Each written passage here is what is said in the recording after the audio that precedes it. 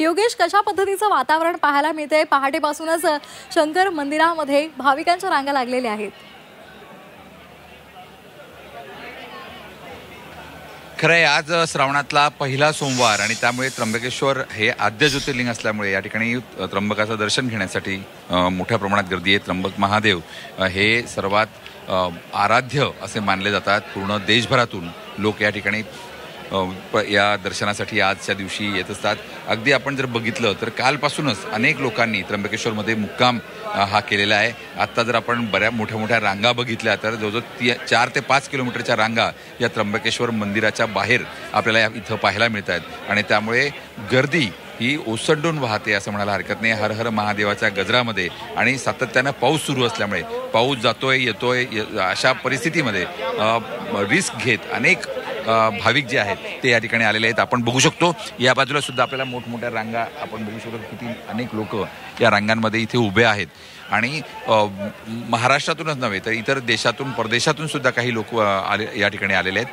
आपण जर बघितलं तर हा श्रावण सोमवार पहिला असल्यामुळे आज अनेक सांस्कृतिक कार्यक्रमांचं आयोजन या ठिकाणी करण्यात आलं आहे. दुपारी 4 वाजता पालखी या ठिकाणून करण्यात येईल आणि जो 400 ते 500 वर्षापूर्वीचा मुकुट असतो, सोन्याचा मुकुट, रत्नजडित मुकुट, तो आज सर्व भाविकांच्या दर्शनासाठी 4 वाजता त्याची पूजा करून तो खुला करण्यात येईल आणि त्याचबरोबर त्या मुकुटासह ही पालखी कुशावर्तावर नेण्यात येईल आणि कुशावर्तावर अभ्यंगस्नान जे आहे ते त्र्यंबक महाराजांचं या ठिकाणी केलं जाईल. एकूण जर आपण बघितलं तर आज मोठा उत्साह या नगरीमध्ये आपल्याला इथं पाहायला मिळतोय. पोलिसांनी कडेकोट सुरक्षा व्यवस्था या ठिकाणी ठेवलेली आहे.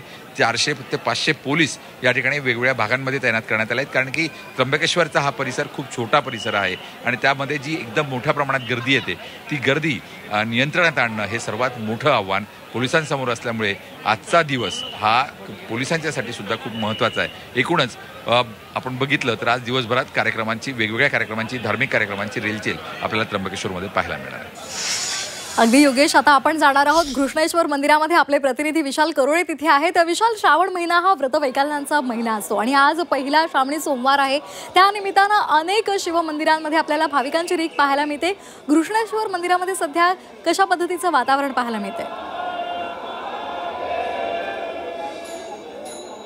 श्वेता, घृष्णेश्वरमध्ये काहीचं वेगळं असं चित्र नाही आहे. तर भाविक मोठ्या संख्येनं अगदी मध्यरात्रीपासून या ठिकाणी आलेले आहेत आणि महादेवाच्या दर्शनासाठी रांगा लावून उभे आहेत.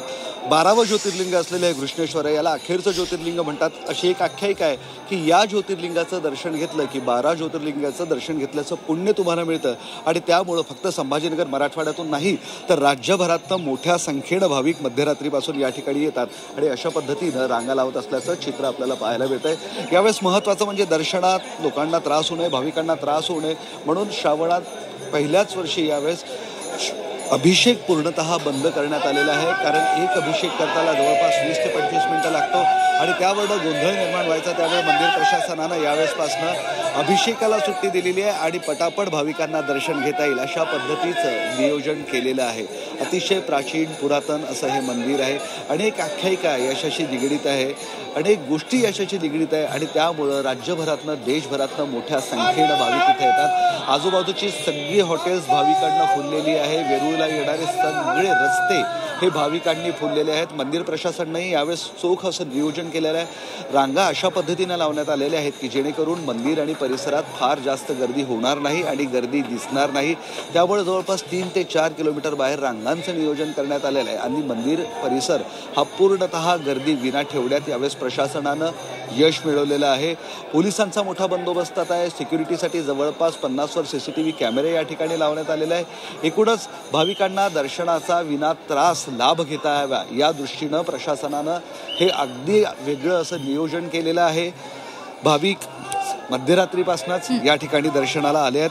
प्रत्येकाच्या तोंडी हर हर महादेवचा जयघोष आहे आणि मनोभावे भाविक या 12व्या ज्योतिर्लिंगाचं म्हणजे अखेरच्या ज्योतिर्लिंगाचं दर्शन घेत आहेत. श्वेता. अगदी योगेश आणि विशाल दोघांचेही धन्यवाद. सकाळी सकाळीच तुम्ही महादेवाच्या मंदिरात गेलेला आहात आणि ही प्राचीन मंदिरं आहेत, ज्योतिर्लिंग आहेत आणि त्यांचं दर्शन आपल्या सर्व प्रेक्षकांना घडवलं त्याबद्दल विशेष आभार.